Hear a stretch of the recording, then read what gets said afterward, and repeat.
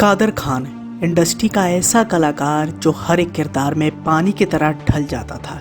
जब अपने किरदार में ढलकर बड़े पर्दे पर अपनी बेहतरीन अदाकारी पेश करता था तो सभी लोग उसके दीवाने हो जाते थे। आज भले ही कादर खान हमारे बीच में नहीं है, लेकिन इंडस्ट्री के दोगलेपन के बारे में जो करारा तमाचा आज से कई साल पहले कादर खान ने मारा था, उसकी गूंज सदियों तक सुनाई देने वाली है। कैसे कादर खान के रहम करम पर कई बड़े सुपरस्टार बने, लेकिन जब कादर खान को इन सभी अभिनेताओं की जरूरत थी तब किसी ने अपना मुंह तक नहीं दिखाया। इन्हीं सुपरस्टारों के बारे में आज हम बात करने वाले हैं। कादर खान की बात करें तो 90 के दशक का हर वो बच्चा जो बॉलीवुड फिल्मों को देखता हुआ बड़ा हुआ, वो कादर खान साहब के नाम से परिचित ना हो ये संभव नहीं है, क्योंकि वो ऐसा समय था जब कादर खान साहब हंसी का पर्याय बन चुके थे। उनका फिल्म में होने का मतलब यही था कि फिल्म में 5 से 10 सीन जरूर कॉमेडी के होंगे, जबकि नकारात्मक किरदारों के साथ ही कादर खान ने हमेशा न्याय किया है।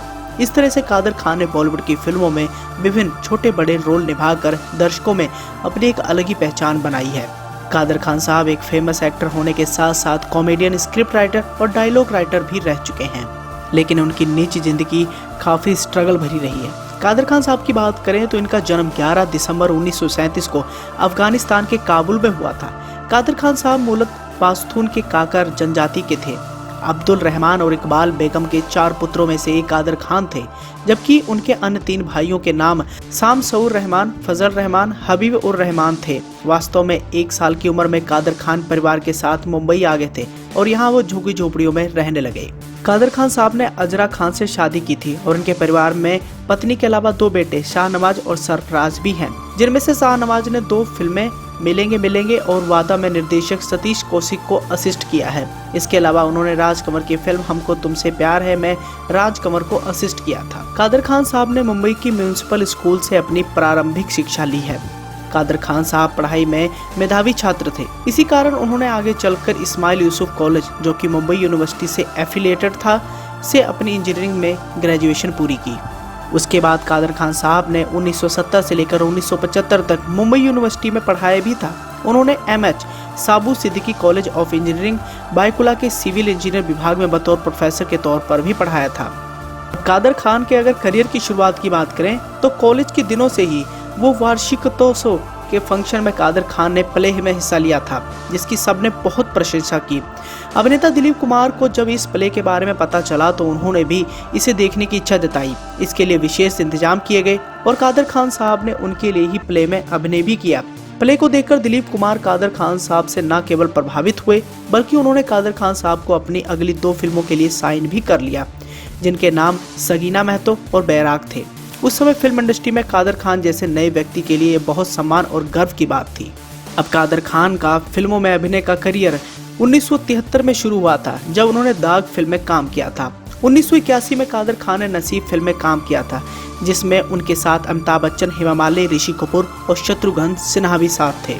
और यहाँ पहुंचकर कादर खान साहब ने कभी भी पीछे मुड़कर नहीं देखा, या यूं कहें कि उन्हें एक ऐसा प्लेटफॉर्म मिल गया कि वो अपनी काबिलियत को निखार सकें। अब यहाँ आने के बाद वो फिल्मों में अभिनय तो करते थे, साथ ही वो ऐसे डायलॉग लिखते थे जिन्हें सुनने व देखने के बाद हर कोई हक्का बक्का रह जाता था, और इन्हीं डायलॉग्स को बड़े पर्दे पर बोलकर कई बड़े सुपरस्टार भी बने। सबसे पहले हम जिक्र करना चाहेंगे अमिताभ बच्चन का।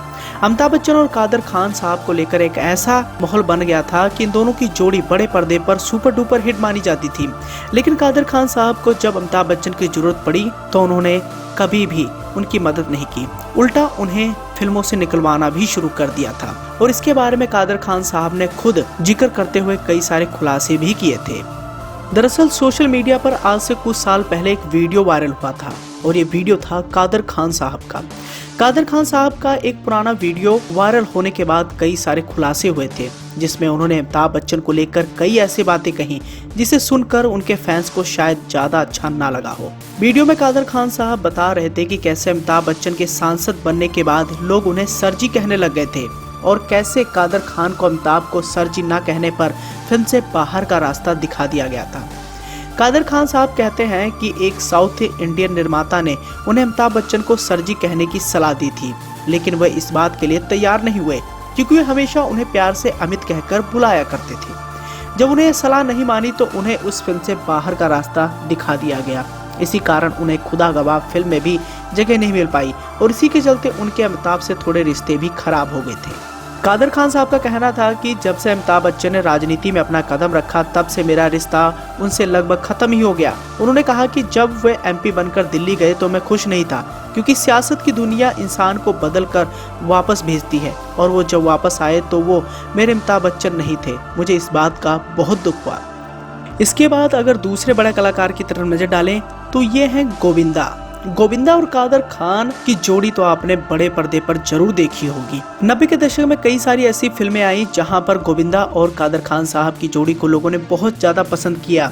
आपकी जानकारी के लिए बताना चाहेंगे कि गोविंदा ने कादर खान के साथ लगभग 41 फिल्मों में काम किया है। दोनों की जुगलबंदी दर्शकों को खूब रास आती थी। कादर खान साहब कभी गोविंदा के पिता तो कभी ससुर के किरदार में नजर आया करते थे। दोनों की जोड़ी हमेशा नंबर 1 रही।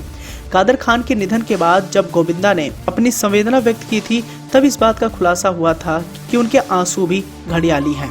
कादर खान के निधन के बाद गोविंदा ने ट्वीट किया था। उन्होंने कहा था अपने ट्वीट में कि वो मेरे उस्ताद नहीं बल्कि पिता समान थे। उनके जाने से मैं दुखी हूँ और फिल्म इंडस्ट्री का हर शख्स दुखी है। लेकिन गोविंदा की इस बात पर तंज कसते हुए कादर खान साहब के बेटे सरफराज ने कहा था कि कृपया गोविंदा से पूछे कि उन्होंने कितनी बार अपने पिता समान मेरे पिता का हाल पूछा था। क्या उन्होंने मेरे पिता के निधन के बाद कभी एक बार भी फोन किया था?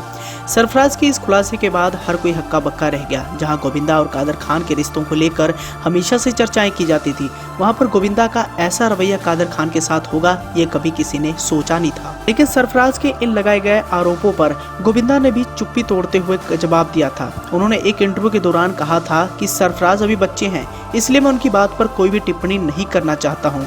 जो बच्चे हैं वो बच्चे हैं। यहाँ हम आपको इस बात की जानकारी देना चाहेंगे कि कादर खान साहब की वजह से गोविंदा को कई सारे बेहतरीन डायलॉग्स भी मिले, जिन डायलॉग्स को बड़े पर्दे पर बोलकर गोविंदा रातों रात स्टार बने। इसके साथ ही कादर खान साहब सच बोलने वाले इंसानों में से थे जो हमेशा से ही खरी खरी कहा करते थे। और एक बार तो उन्होंने सलमान खान और शाहरुख खान को लेकर ऐसा कमेंट किया था कि बॉलीवुड के गलियारे में कयामत आ गई थी। दरअसल 2015 में एक इंटरव्यू के दौरान कादर खान साहब ने कहा था कि आजकल लोगों को फिल्मों में सिर्फ शाहरुख खान सलमान खान ही चाहिए होते हैं, उन्हें कंटेंट से कोई लेना देना नहीं है। इस वजह से कई अच्छी फिल्मों को नुकसान होता है। कादर खान के डायलॉग्स में कॉमेडी और इमोशन की बेहतरीन मिश्रण होता था। उन्होंने सिनेमा के बदलते माहौल और उनके गिरते स्वास्थ्य की वजह से उन्होंने कुछ सालों से लिखना बंद कर दिया था। आजकल की फिल्मों की बात करते हुए उन्होंने 2015 के एक इंटरव्यू के दौरान कहा था, आज लोग फिल्मों में शिष्टता और आदर्श नहीं देखना चाहते हैं। उन्हें फिल्मों में सिर्फ शाहरुख खान सलमान खान जैसे स्टार चाहिए। कई अच्छी फिल्में इस वजह से नहीं चल पाती हैं। तो इस तरह कादर खान साहब हमेशा से ही सच्चाई का साथ देते थे और जिस कलाकार के अंदर टैलेंट होता था उसे निखारने के लिए वो मदद भी करते थे। लेकिन कादर खान साहब का जब बुरा दौर शुरू हुआ तो किसी ने भी उनकी सुध ना ली। चाहे उनके करीबी अमिताभ बच्चन हो या फिर गोविंदा या इंडस्ट्री का कोई भी बड़ा कलाकार, किसी ने भी कादर खान साहब की मदद ना की। आज भले ही कादर खान साहब हमारे बीच में ना हो, लेकिन उनकी की गई अदाकारी हमेशा से ही जीवित रहेगी। अब आपको इस पूरी खबर पर क्या प्रतिक्रिया देनी है, साथ ही कादर खान साहब आपको कैसे अभिनेता लगते थे, कमेंट कर अपना सुझाव देना ना भूलें।